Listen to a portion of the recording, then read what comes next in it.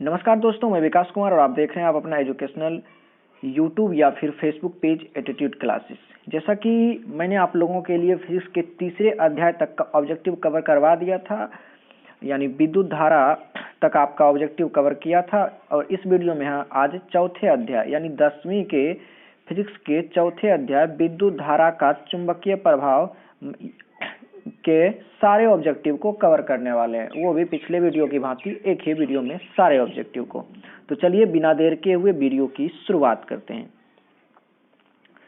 चलिए, आपका पहला सवाल यहाँ पे है कि लघु पथन, यानी आप पर पूछा जा रहा है कि लघु पथन यानी शॉर्ट सर्किट के समय परिपथ में विद्युत धारा का मान क्या होता है। तो विद्युत धारा का मान जो होता है वो बहुत अधिक बढ़ जाता है। चलिए दूसरे सवाल की ओर बढ़ते हैं। दूसरे सवाल में पूछा जा रहा है कि विद्युत जनित्र का सिद्धांत आधारित है, यानी किस पर आधारित है, ये पूछा जा रहा है। तो विद्युत जनित्र का जो सिद्धांत विद्युत चुंबकीय प्रेरण पर आधारित है। अगले सवाल में पूछा जा रहा है कि विद्युत चुंबकीय प्रेरण की खोज किसने किया है। तो विद्युत चुंबकीय प्रेरण की जो खोज है वो माइकल फैराडे ने की है, जो कि ऑप्शन नंबर ए दिया गया है, फैराडे। यानी ऑप्शन नंबर ए हमारा सही हो जाएगा। अगले सवाल में पूछा जा रहा है कि बैटरी से किस प्रकार की धारा प्राप्त होती है। तो बैटरी से हमेशा दिष्ट धारा प्राप्त होती है, ये आपको मालूम होगा। अगला पूछा जा रहा है कि डायनेमो से किस प्रकार की धारा प्राप्त होती है। तो जो डायनेमो होती है उससे जो हमारा हमेशा दोनों धारा प्राप्त होती है, यानी दिष्ट धारा और प्रत्यावर्ती धारा दोनों धारा प्राप्त होती है। तो इस प्रकार इस सवाल का जवाब हो गया दोनों धारा प्राप्त होती है, ऑप्शन नंबर सी। चलिए अगले सवाल में पूछा जा रहा है, छठे सवाल में, कि विद्युत चुंबक बनाने के लिए किस पदार्थ के छड़ का उपयोग किया जाता है। तो विद्युत चुंबक बनाने में जो पदार्थ इस्तेमाल किया जाता है वो नरम लोहे का इस्तेमाल किया जाता है। तो ऑप्शन नंबर सी यहाँ पे राइट हो गया। चलिए अगले सवाल की ओर बढ़ते हैं। 7वें नंबर सवाल में 7वें नंबर सवाल में पूछा जा रहा है कि हमारे घरों में जो विद्युत आपूर्ति की जाती वह कौन सी होती है। तो हमारे घरों में जो विद्युत धारा आपूर्ति की जाती है वो 220 वोल्ट पर प्रत्यावर्ती धारा होती है, यानी 7वें सवाल का सही जवाब हमारा ऑप्शन नंबर सी हो गया। चलिए अगले सवाल में बढ़ते हैं। अगले सवाल में पूछा जा रहा है कि लघु पथन के समय परिपथ में विद्युत धारा का मान होता है, यानी लघु पथन में विद्युत धारा का मान पूछा जा रहा है। तो विद्युत धारा का जो मान होता है वो बहुत अधिक होता है, यानी ऑप्शन नंबर ए सही हो जाएगा। चलिए 9वें सवाल की ओर बढ़ते हैं। 9वें सवाल में पूछा जा रहा है कि किसी सीधे चालक में धारा की दिशा और उससे संबंध चुंबकीय क्षेत्र की दिशा जिस नियम से ज्ञात की जाती है वह कौन सा नियम है। तो वो मैक्सवेल का दक्षिण हस्त नियम है, यानी 9 का सी नंबर सही हो जाएगा। चलिए अगले सवाल की ओर बढ़ते हैं। अगले सवाल में पूछा जा रहा है कि किसी विद्युत धारावाही स्थित, यानी किसी विद्युत धारावाही सीधी लंबी परिनालिका के भीतर चुंबकीय क्षेत्र पूछा जा रहा है। तो सभी बिंदुओं पर समान होता है, ऑप्शन नंबर ए यहाँ पे आपका सही हो जाएगा। अगले सवाल में पूछा जा रहा है कि घरेलू विद्युत परिपथ में उदासीन तार का रंग क्या होता है। तो आप लोग पढ़े होंगे कि घरेलू विद्युत परिपथ में उदासीन तार का जो रंग होता है वो काला रंग होता है, यानी काले रंग से दर्शाया जाता है कि आपका उदासीन तार है। तो 11 का ऑप्शन नंबर सी हो जाएगा, यहाँ पे सही हो जाएगा। अगले सवाल में पूछा जा रहा है कि किस युक्ति में विभक्त वलय द्वित परिवर्तन का कार्य करता है, यानी द्वित परिवर्तन का कार्य पूछा जा रहा है। तो ऑप्शन नंबर ए यहाँ पे आपका विद्युत जनित्र में काम करता है। तो ऑप्शन नंबर ए यहाँ पे आपका सही हो जाएगा। चलिए अगले 13वें नंबर सवाल में बढ़ते हैं। 13वें नंबर सवाल में पूछा जा रहा है कि फ्लेमिंग के वाम हस्त नियम में अंगूठा किसकी दिशा का संकेत करता है। तो फ्लेमिंग के वाम हस्त नियम में अंगूठा जो रहता है वो बल का संकेत करता है, क्योंकि पढ़ाते समय हमने आपको बताया था कि अंगूठा जो होगा वो बल को प्रदर्शित करता है। तो इसका जवाब ऑप्शन नंबर सी हो गया। चलिए अगले 14वें नंबर सवाल में यहाँ आपका पूछा जा रहा है कि पश्चिम की ओर प्रक्षेपित कोई धनावेशित कण यानी अल्फा कण किसी चुंबकीय क्षेत्र द्वारा उत्तर की ओर विक्षेपित होता है। चुंबकीय क्षेत्र की दिशा पूछा जा रहा है। तो 14 का जो सही आंसर है ऊपर मुखी होगा, यानी ऑप्शन नंबर यहाँ पे डी सही हो जाएगा। चलिए बढ़ते हैं अगले सवाल की ओर। आपके 15वें सवाल में यहाँ पर पूछा जा रहा है विद्युत धारा उत्पन्न करने की युक्ति को क्या कहते हैं। तो विद्युत धारा उत्पन्न करने की जो युक्ति होती है उसे जनित्र कहते हैं हम लोग, यानी यहाँ पे 15 का ए नंबर सही हो जाएगा। चलिए अगले सवाल की ओर बढ़ते हैं। अगले सवाल में हमारा पूछा जा रहा है कि विद्युत धारा के किस प्रभाव पर कार्य करती है। तो विद्युत फ्यूज जो होती है वो विद्युत धारा के उष्मीय प्रभाव पर कार्य करते हैं, यानी ज्यादा उष्मा पाने पर ये गल जाती है।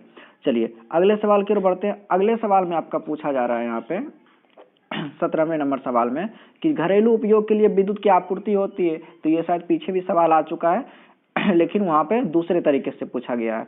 तो घरेलू उपयोग के लिए जो विद्युत की आपूर्ति होती है वो हमारा यहाँ पे सही हो जाएगा, ऑप्शन नंबर सी सही हो जाएगा। तो ऑप्शन नंबर सी यहाँ पे 220 वोल्ट और 50 हर्ट्ज पर। चलिए बढ़ते हैं अगले सवाल की ओर। अगले सवाल में पूछा जा रहा है कि तांबे की तार की एक आयताकार कुंडली किसी चुंबकीय क्षेत्र में घूर्णी गति कर रही है। तो इस कुंडली में प्रेरित विद्युत धारा की दिशा में कितने परिभ्रमण के पश्चात परिवर्तन होगा। आप लोग क्वेश्चन को ध्यान से पढ़ लीजिएगा। तो ये जो परिवर्तन होता है वो 2 होता है। तो ऑप्शन नंबर ए यहाँ पे हमारा सही हो गया। चलिए अगले सवाल की ओर बढ़ते हैं। अगले सवाल में पूछा जा रहा है कि निम्नलिखित में कौन किसी लंबे विद्युत धारावाही तार के निकट चुंबकीय क्षेत्र का सही वर्णन करता है। हालांकि यहाँ पे 4 ऑप्शन दिए गए हैं, 4 ऑप्शन को आप ध्यान से पढ़ लीजिएगा। हमारे पास थोड़ा समय का अभाव है इसलिए हम डायरेक्ट आंसर की ओर चलते हैं। तो चुंबकीय क्षेत्र की संकेंद्री क्षेत्र रेखाओं का केंद्र तार पर होता है। ये ऑप्शन नंबर डी हमारा जो हो जाएगा यहाँ पे बिल्कुल सही जवाब है। चलिए अगले सवाल की ओर बढ़ते हैं। अगले सवाल में पूछा जा रहा है कि विद्युत चुंबकीय प्रेरण की घटना पूछा जा रहा है किस प्रकार। आप लोग 4 ऑप्शन को इसमें भी पढ़िएगा तो पाइएगा कि विद्युत कुंडली तथा चुंबक के बीच आपेक्षिक गति के कारण कुंडली में प्रेरित विद्युत धारा उत्पन्न करता है। तो ऑप्शन नंबर सी यहाँ पे हमारा जो हो जाएगा, ऑप्शन नंबर सी बिल्कुल सही हो जाएगा। चलिए बढ़ते हैं अगले सवाल की ओर। अगले सवाल में पूछा जा रहा है कि किसी एसी जनित्र तथा डीसी जनित्र में एक मूलभूत अंतर यह है कि, तो मूलभूत अंतर पूछा गया है। तो 4 ऑप्शन को पढ़ने के बाद पता चलेगा कि एसी जनित्र में सी वलय होते हैं जबकि डीसी जनित्र में दिक् परिवर्तन होता है। यानी एसी जनित्र में वलय होते हैं जबकि डीसी जनित्र में दिक् परिवर्तन होता है। यह ऑप्शन नंबर डी आपका सही हो जाएगा। चलिए अगले सवाल की ओर बढ़ते हैं। 21वां नंबर सवाल हमारा पूरा हो चुका है। अगले सवाल की ओर बढ़ते हैं। अगले सवाल में पूछा जा रहा है कि घरेलू वायरिंग में 3 तार होते हैं। आप लोग देखे होंगे घरेलू वायरिंग में 3 तार होते हैं, गर्म, जीवित, ठंडा तथा उदासीन। और यानी भूयोजित तल है इसका, उदासीन और अर्थ यानी भूयोजित। इन तारों के रंग क्रमशः होते हैं। रंग पूछा जा रहा है 22वें नंबर सवाल में। तो 22वें नंबर रंग जो होता है ऑप्शन नंबर यहाँ पे सी हो जाएगा कि लाल होता है, काला होता है और हरा रंग का होता है 3 तार। अब मैंने आपको बता दिया कि लाल का संकेत क्या है, काला का संकेत क्या है, हरा का संकेत क्या है। चलिए अगले सवाल की ओर बढ़ते हैं। अगले सवाल में पूछा जा रहा है यहाँ पे आपका कि किसी क्षण चुंबक के अंदर चुंबकीय क्षेत्र रेखाओं की दिशा क्या होती है। तो चुंबकीय क्षेत्र रेखाओं की दिशा जो होती है उत्तर ध्रुव से दक्षिण ध्रुव की होती है। यानी 23 का ऑप्शन नंबर ए यहाँ पे सही जवाब है। चलिए अगले सवाल की ओर बढ़ते हैं। अगले सवाल में पूछा जा रहा है चुंबकीय क्षेत्र की तीव्रता का मात्रक पूछा। ये काफी इजी सा सवाल है। तो इसका जो सही आंसर है ऑप्शन नंबर यहाँ पे बी में, यहाँ पे ऑप्शन नंबर बी में दिया गया है। ऑप्शन नंबर यहाँ पे बी में दिया गया है, न्यूटन प्रति मीटर यहाँ पे। तो न्यूटन एम्पियर मीटर यहाँ पे। ऑप्शन नंबर बी देख लीजिएगा आप लोग। चलिए हाँ 24वें नंबर सवाल का सही जवाब क्या था कि चुंबकीय क्षेत्र की तीव्रता का मात्रक पूछा गया है। तो ऑप्शन नंबर बी यहाँ पे सही जवाब है, न्यूटन प्रति एम्पियर मीटर। चलिए बढ़ते हैं अगले सवाल की ओर। 24 का बी। चलिए अगले सवाल में पूछा जा रहा है यहाँ पर आपका 25वें नंबर सवाल में।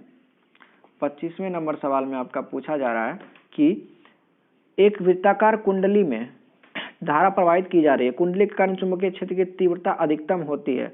अधिकतम पूछा जा रहा है तो आपको यहाँ पे केंद्र पर अधिकतम होती है। तो ऑप्शन नंबर ए यहाँ पे बिल्कुल सही हो जाएगा। चलिए अगले सवाल में बढ़ते हैं। अगले सवाल में पूछा जा रहा है कि एक गतिमान आवेशित कण उत्पन्न करता है। एक गतिमान आवेशित कण क्या उत्पन्न करता है। तो विद्युत व चुंबकीय दोनों क्षेत्र उत्पन्न करता है, जो कि हमारा ऑप्शन नंबर सी में यानी चुंबकीय वो विद्युत क्षेत्र दोनों उत्पन्न करता है। तो चलिए 26 का सी हो गया। अब 27वें नंबर सवाल की ओर बढ़ते हैं। 27वें नंबर सवाल में पूछा जा रहा है कि चुंबकीय फ्लक्स का मात्रक पूछा जा रहा है। तो चुंबकीय फ्लक्स का जो मात्रक होता है ऑप्शन नंबर बी हमारा वेबर होगा। तो चलिए 27 का आप लोग बी टिक कर लीजिएगा, वेबर होगा। चलिए उसके बाद अगले सवाल की ओर बढ़ते हैं। अगले सवाल में पूछा रहा है कौन सा चुंबकीय क्षेत्र का मात्रक नहीं है। कौन सा चुंबकीय क्षेत्र का मात्रक नहीं है। तो यहाँ पे वेबर प्रति मीटर स्क्वायर, टेस्ला भी है, गॉस भी है और यहाँ पे न्यूटन प्रति एम्पियर स्क्वायर ये जो नहीं है। तो यहाँ पे जो आपका सही आंसर हो जाएगा ऑप्शन नंबर डी पूछा, क्योंकि यहाँ पे मात्रक नहीं पूछा जा रहा है। तो न्यूटन प्रति एम्पियर स्क्वायर है, यहाँ पे चुंबकीय क्षेत्र का मात्रक ये नहीं है। चलिए बढ़ते हैं अगले सवाल की ओर। अगले सवाल में पूछा जा रहा है कि विद्युत धारा उत्पन्न होती है। तो ये तो डायनेमो से होती है, काफी इजी सा सवाल है। 27 का ये 27 में बोलते हैं। 29 का जो सही आंसर हो जाएगा सी हो जाएगा। चलिए अगले सवाल की ओर बढ़ते हैं। 30वें नंबर सवाल में यांत्रिक ऊर्जा को विद्युत ऊर्जा में बदलने वाला उपकरण ये जनित्र यानी डायनेमो ही होता है। चलिए तो ऑप्शन नंबर ए यहाँ पे सही हो जाएगा। अगले सवाल की ओर बढ़ते हैं। अगले सवाल में बोला जा रहा है कि विद्युत परिपथ में विद्युत फ्यूज जोड़ा जाता है। तो विद्युत फ्यूज जो जोड़ा जाता है वो विद्युन्मय तार में जोड़ा जाता है, यानी विद्युतमय तार में जोड़ा जाता है। ऑप्शन नंबर सी यहाँ पे सही हो जाएगा। चलिए बढ़ते हैं अगले सवाल की ओर। अगले सवाल में पूछा जा रहा है कि प्रत्यावर्ती धारा जनित्र से कैसी धारा मिलती है। तो प्रत्यावर्ती धारा जनित्र से दिष्ट धारा मिलती है, जो कि ऑप्शन नंबर हमारा बी में दिया गया है। चलिए अगले सवाल की ओर। अगले सवाल में पूछा जा रहा है कि 33वां नंबर सवाल है। पूछा जा रहा है कि चुंबकीय क्षेत्र रेखाएं किस ध्रुव से निकलती है। तो चुंबकीय क्षेत्र रेखाएं जो हमेशा होती है वो चुंबक के उत्तरी ध्रुव से निकलती है। तो ऑप्शन नंबर ए यहाँ पर जो हो जाएगा हमारा बिल्कुल सही हो जाएगा। चलिए उत्तरी ध्रुव से निकलती है, तो ऑप्शन नंबर ए यहाँ पे आपका बिल्कुल सही हो जाएगा। चलिए बढ़ते हैं अगले सवाल की ओर। अगले सवाल में पूछा जा रहा है कि